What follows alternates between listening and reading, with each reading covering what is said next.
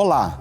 Por um mundo onde a comunicação acertada conduz as pessoas a uma comunhão maior e o mundo a um progresso mais humanizado, está começando mais um programa parlatório aqui na TV Pai Eterno. Duas palavras que têm conteúdos muito interessantes formam uma proposta de ajuda na internet que nos chamou a atenção: comunicação e sucesso.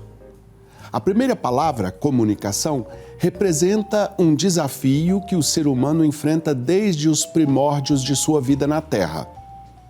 Comunicar-se, no fundo, como ensinou Santo Agostinho, é tirar algo que está dentro do nosso coração e colocar no coração de uma outra pessoa. Comunicação cria entendimento, compreensão e serenidade.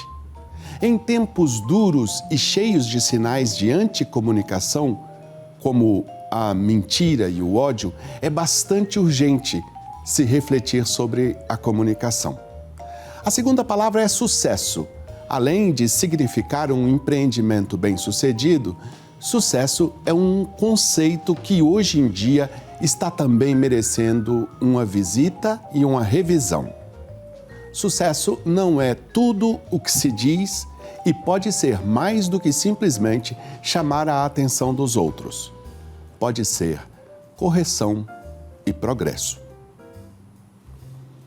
Para conversar conosco sobre comunicação de sucesso, convidamos um professor que propõe ensinar as pessoas a trilharem esse caminho.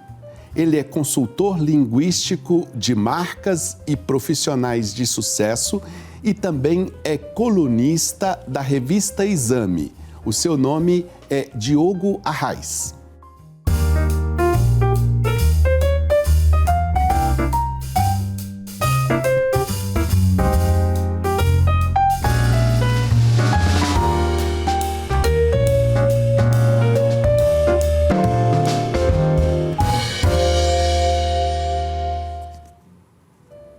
Diogo Arraes é professor de língua portuguesa há 2 décadas, colunista há 9 anos da revista Exame, escritor pela editora Saraiva, criador do canal no YouTube Mesma Língua, com quase 300 mil inscritos, colunista do canal Prazer Carnal, consultor de banco, empresas e profissionais e desde 2018, depois de decidir pelo empreendimento, fundou a Escola Arraes, Língua e Comunicação e Criatividade. Hoje em dia, ele atende muitas empresas e marcas por meio da assessoria linguística Premium, oratória, postura, domínio da língua, revisão e imagem na internet.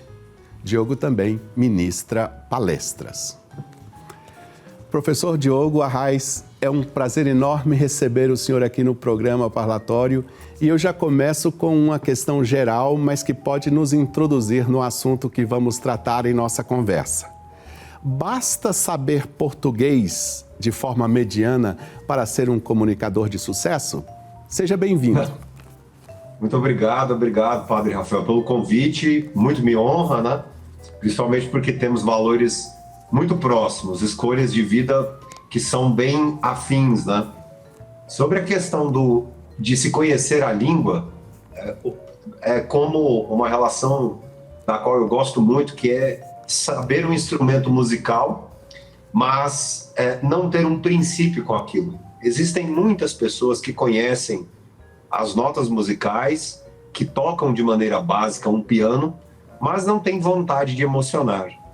Então, se eu sei a língua e não tenho a vontade, a ciência de construir um mundo melhor, a língua será apenas um amontoado de regras ou frases que são bonitas.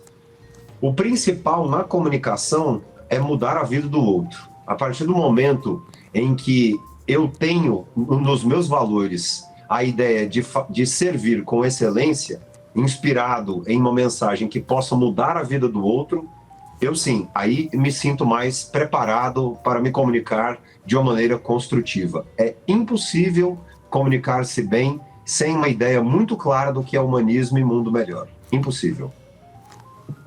Puxa, professor, isso é muito interessante, porque eu, na verdade, tremi as bases ao saber que eu ia entrevistar um professor de português. E eu acho que eu não estou sozinho nessa insegurança. O senhor acha que, na média geral do conhecimento que o brasileiro tem, o conhecimento... Eu gostei muito desse elemento novo que o senhor colocou na sua resposta, que não basta conhecer a língua, é preciso ter um propósito com ela, não é que o senhor chamou de fazer um mundo melhor, comunicar ideias boas. Mas na média geral, assim, como eu estou inseguro, o senhor acha que isso é um problema que muitos brasileiros têm em relação ao português e também à comunicação? Nós, a partir do momento em que fomos colonizados, né, fomos uma colônia portuguesa, herdamos o latim faz parte da nossa história, faz parte da nossa cultura. O que nós presenciamos é ainda a falta do hábito da leitura e uma consciência na hora de se escrever. Ainda mais em tempos que eu chamo de tempos eletrônicos, né, tempos de WhatsApp, de comunicações que exigem uma rapidez, né, aplicativos feitos para mensagem urgente ou o próprio e-mail, nós não podemos deixar de lado o hábito da revisão textual, né? Fala-se muito sobre a revisão dos atos. A revisão textual é extremamente importante. Quando se fala sobre carência, de fato, nós vivemos em um país de carência em relação à leitura. E, consequentemente, com essa ausência da leitura, pode surgir a insegurança na hora da comunicação, na hora de se pensar em um nível de linguagem. Será que eu vou escolher aqui um caminho mais ou menos formal diante de uma determinada situação, né? A insegurança também com a língua deve-se ao fato de que muita gente deixe de estudar constantemente, e o brasileiro deixe de estudar constantemente a língua padrão, as normas da língua, depois do ensino médio. Isso não pode existir, né? Até dentro do nosso sistema universitário, acadêmico de ensino, a língua poderia estar em todos os anos, língua, oratória, retórica, comunicação como um todo, porque não existe profissional bem-sucedido descuidado em relação à palavra, né? É muito difícil se conceber uma profissão sem o uso da palavra. E quanto mais nós lapidamos a palavra, quanto mais nós treinamos a palavra, mais tendemos a chegar a um lugar harmônico, construtivo e principalmente uma mensagem que seja ordenada. Gramática é um instrumento que serve para a organização do pensamento. Já dizia Aristóteles que todo sujeito que pensa bem, comunica-se bem. Então, é exatamente para isso. Não é um instrumento que serve apenas para se memorizar. Mais do que isso, é uma ferramenta que serve para a organização de um discurso. Sentir-se bem, ter uma frase humana, uma frase que tenha uma lógica, evitar repetições, pensar em plurais, né? Tudo isso, esses elementos, essas ferramentas ajudam e muito a uma comunicação tida como uma comunicação de excelência. 2 pontos, né? Então, o brasileiro é de fato habituado a escrever muito rápido, sem a revisão e principalmente ainda sem o índice, o hábito da leitura, né? Pensarmos aí em uma média de livros anuais, né? Se fizéssemos aí uma enquete, talvez nem chegássemos ao número de 10 obras anuais, o que é bem pouco, assim, né? Temos a plena condição de ler pelo menos um livro por semana. Perfeito, professor. E em outros tempos, nos seminários, os padres eram iniciados na oratória, por se tratar de uma grande ferramenta para a pregação do Evangelho. Eu não cheguei a participar dessa geração. Eu não tive esse tipo de formação. Também não aprendi latim, como o senhor lembrou agora há pouco. No seminário se ensinava latim e os padres então estavam mais, vamos dizer, qualificados. Então tinham tanto uma formação sólida em relação ao idioma, como também no uso dele por meio da oratória. Eu queria que o senhor falasse um pouquinho em relação... O senhor trabalha com profissionais de tantas áreas, não é? A importância da oratória no mundo das empresas hoje. Quando se fala sobre... primeiro são 2 pontos, né? É super importante a divisão entre oratória e retórica. A retórica, né, se refere exatamente ao texto, à parte textual. E a oratória é essa arte de falar bem. não adianta simplesmente falar bem sem o cuidado com o texto, né? Quando se fala sobre a igreja moderna, né, de novos tempos,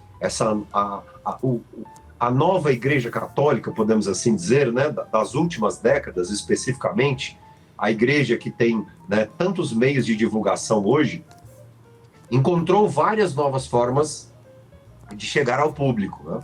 Então, nós estamos aqui, né, desenvolvendo uma comunicação ao mesmo tempo em que é social e também religiosa. Entender sobre latim, estudar oratória, são elementos extremamente importantes, até porque dentro de uma pregação, a relação etimológica é de uma significação muito forte. Eu me recordo, por exemplo, né, de uma frase belíssima dita por Cristo, né, quando se perguntam sobre a estada de Cristo, né, a energia de Cristo, a vida de Cristo, ele simplesmente diz que ele é, né? Então, é um verbo ser intransitivo, dizer então que Cristo é, né, um verbo que não tem ali um complemento, não há necessidade de complementação. Ora, no presente do indicativo indica que ele foi, é e será. Realmente, a noção, né, da onipresença, o que é belíssimo. Então, a relação etimológica é extremamente importante, né? O estudo da história também fortifica bastante. Agora, é possível que o orador, em um sentido individual também, né, na busca individual, possa pensar sobre a significação das palavras que são ali ditas, as palavras que compõem o seu discurso, né, a sua pregação. Então, oratória é a arte de falar bem e a retórica cuida do texto. Então, são duas áreas que devem ser constantemente aperfeiçoadas. Encontrou um termo novo? É interessante fazer a busca no dicionário, né? Então, existe esse trecho, vamos entender por que esse trecho foi escrito no presente, no pretérito, né, ou mesmo no futuro. Empresa. Empresa trabalha muito com a ideia da persuasão, a ideia do convencimento. Então, eu vou mostrar que o meu serviço ali é um serviço que tem X, Y, Z qualidades. Eu vou precisar necessariamente falar bem mais do que isso. Eu vou precisar desenvolver um bom texto. Por isso, desse cuidado com a retórica. Então, o profissional, desde um mecânico, um vendedor, um corretor de imóveis, um médico, quanto mais eles são pautados por um texto que entregue o benefício ao seu cliente, mais ele convencerá. Somado a esse benefício, é de extrema importância que o profissional estude a sua área. Por quê? Ao estudar, ele vai passar uma noção, que até do grego ethos, uma noção de autoridade. Então, alguém que estuda sobre a sua área constantemente passa ao cliente, ao seu ouvinte, segurança. Então, eu não preciso agredir, eu não preciso falar alto, eu não preciso ser tão incisivo no meu discurso quando eu estudo, quando eu sei o que o meu público-alvo busca naquela determinada situação. É por isso que, normalmente, os admiradores da boa palavra, os admiradores de Cristo, os admiradores dos humanistas na história da humanidade, são pessoas extremamente gentis na produção do seu discurso. Tem toda a razão, professor, e a gente pode notar bastante, com muita clareza, esse tipo de perfil quando a gente acompanha o senhor nas redes sociais ou quando escuta o senhor falando. Eu vou precisar pedir um tempinho a mais da sua paciência, porque vou precisar fazer um rápido intervalo. Depois do intervalo, daqui a pouco, nós voltaremos a conversar com o professor Diogo Arraes sobre comunicação de sucesso. Até já!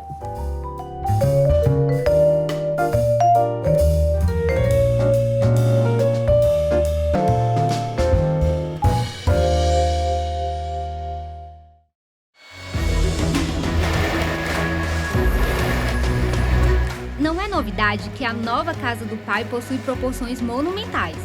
Mas será que você tem noção dessa magnitude? Quando finalizada, a estrutura terá capacidade para receber cerca de 8.000 fiéis sentados e, considerando os devotos que celebrarão de pé, o número passa de 14.000 pessoas. E isso tudo só dentro da igreja, que terá uma extensão de 20 mil metros quadrados de implantação. É muita coisa, né? E isso é só o começo. O novo santuário, que tem formato de cruz, está sendo construído em uma área de 40 mil metros quadrados, a 10 metros de altura do térreo, e será escorado por pilares de concreto. 12 desses pilares são de extrema importância para a sustentação da igreja e, quando concluídos, chegarão a 60 metros de altura com 2 metros de diâmetro de concreto maciço.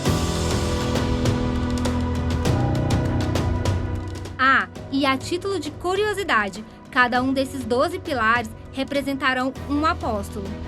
Legal, né? Levantar essa igreja é um trabalho exigente, mas estamos no caminho certo, para que daqui a pouco possamos celebrar a casa do Pai e edificarmos ainda mais a nossa devoção.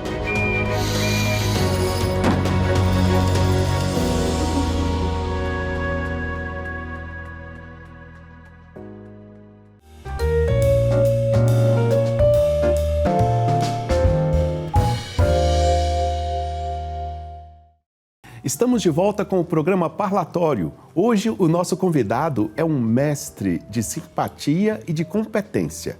Professor Diogo Arraes está falando conosco sobre comunicação de sucesso. Professor, vamos continuar. Eu gostaria de lembrar algumas coisas que eu andei me preparando para essa entrevista e eu vi que numa das postagens do senhor eu encontrei uma frase que contém uma questão muito importante. O senhor diz lá: olho para o meu passado e da minha família, vejo como fui sortudo por ter pessoas que me incentivaram a buscar o caminho dos livros e da gramática. A pergunta que eu faço é: o senhor acha que o caminho dos livros e da gramática a gente só encontra na escola ou a gente acha em casa mesmo? Acho em casa. A família é a nossa base, né? Mas existem núcleos, e por isso a importância da religião, né? Existem núcleos que são a extensão da família, né? Que nos ensinam valores muito sagrados, valores aos quais nós devemos dar muita atenção. E por vezes nós, quando nascemos, né, somos desobedientes por natureza, né? A criança não nasce obediente diante de determinados valores. Ela passa a entender o que é obediência.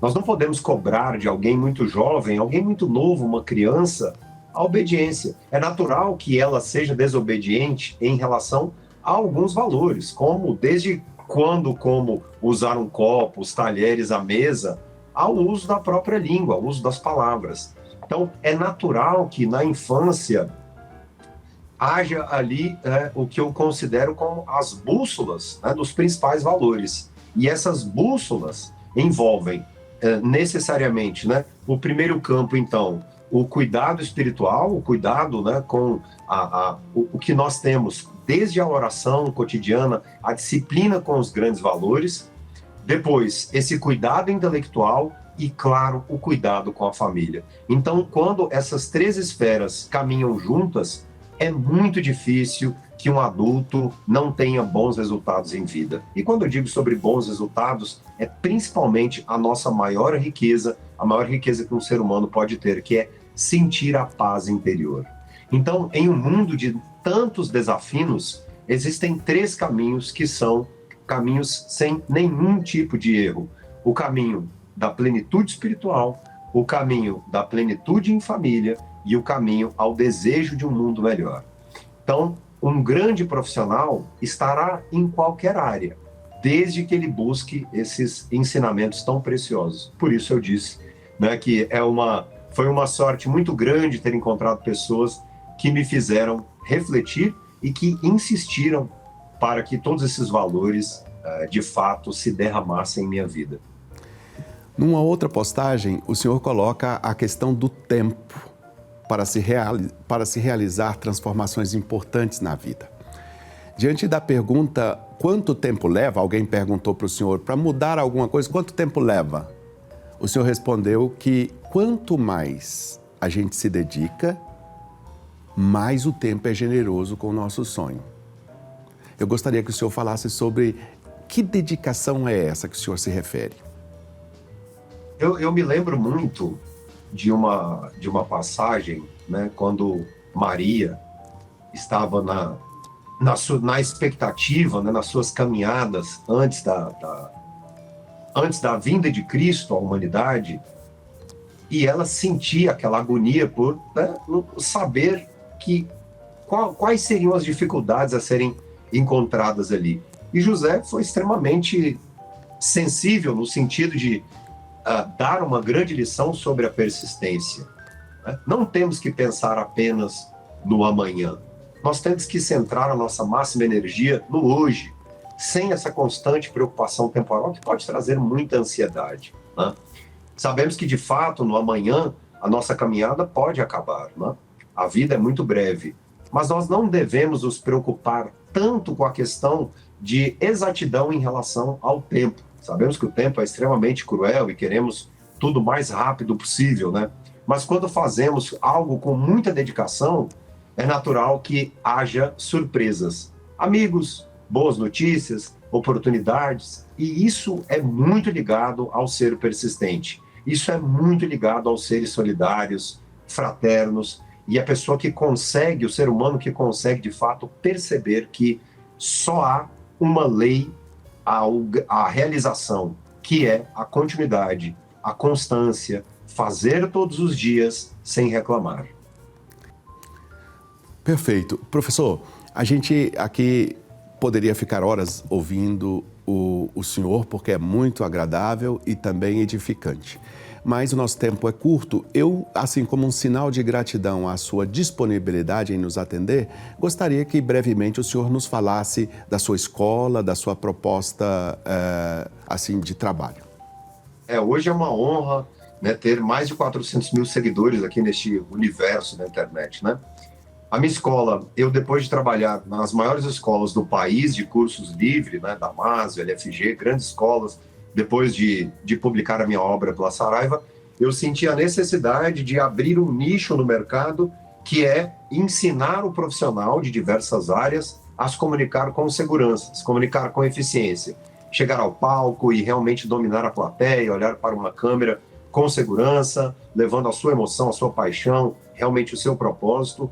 Então, graças a muitas bênçãos aí nesse percurso, né, hoje eu tenho a honra de ser o revisor oficial do professor Leandro Carnal, de agências importantes, de personalidades, né, de tanta gente que às vezes falar o nome é difícil. E em abril, agora no próximo ano, eu completo 10 anos como colunista fixo da revista Exame, e hoje, né, tenho aqui mais de uma centena de pessoas e empresas que confiam a mim na reconstrução de textos criativos, de correção, revisão, de adaptação dos textos e principalmente hoje, né, o meu trabalho mais personalizado é conduzir, é lapidar a comunicação do profissional pensando no seu público-alvo. É isso que eu faço, além de alimentar, né, semanalmente diversos conteúdos de diversas plataformas. Nós estamos encerrando aqui nossa conversa e a gente tem o hábito de trazer uma citação e pedir um breve comentário do nosso convidado. Para o senhor, nós trouxemos uma palavra do Papa Francisco que está presente numa mensagem que ele fez aos comunicadores no ano de 2020. Abre aspas. Numa época em que se revela cada vez mais sofisticada a falsificação, atingindo níveis exponenciais, precisamos de sapiência para patrocinar e criar narrações belas, verdadeiras e boas. Fecha aspas. Sempre muito poeta, sempre muito profundo e, ao mesmo tempo, né, tendo a sua maior qualidade como Papa, né? A simplicidade que atravessa corações, que faz nos deixar a vaidade de lado. É sempre muito importante nós pensarmos que a nossa palavra não pode ser desperdiçada. Que eu tenho que cuidar do outro e que em muitos momentos alguém que machuca é porque foi machucado. E se eu entro naquele discurso, se eu tenho ali a leitura ou estou naquele diálogo, é o meu papel como consciente, como alguém que está em serenidade, poder tocá-lo, entender o outro lado, mas principalmente ter a paciência de educar. Todo ser humano é um educador em potencial. E ele precisa entender que é, às vezes, em um bom dia, um está tudo bem, ou perdão, me desculpe, sou um ser humano imperfeito e vou melhorar.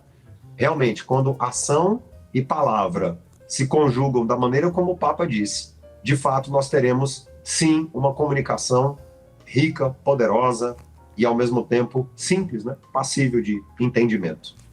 Professor Diogo Arraes, foi realmente um grande prazer escutá-lo. Agradeço particularmente sua generosidade em ter dado a toda essa conversa uma conotação também espiritual. E isso para nós é sucesso. Isso para nós é o verdadeiro sucesso. Muitíssimo obrigado pela sua presença aqui no programa Parlatório. Muito obrigado pelo convite. Espero que realmente nós possamos, em outros momentos também, estar juntos. Conte sempre comigo, conte sempre com a minha presença. Muito obrigado a toda a equipe, a toda a produção. É um prazer estar aqui e sempre que possível eu estarei muito atento aos meus atos e disponível a todos vocês. Muito obrigado, viu? Um abraço, obrigado. Nossa gratidão também vai para você que acompanhou o programa Parlatório de hoje. Continue com a TV Pai Eterno. Obrigado, um abraço e até a próxima.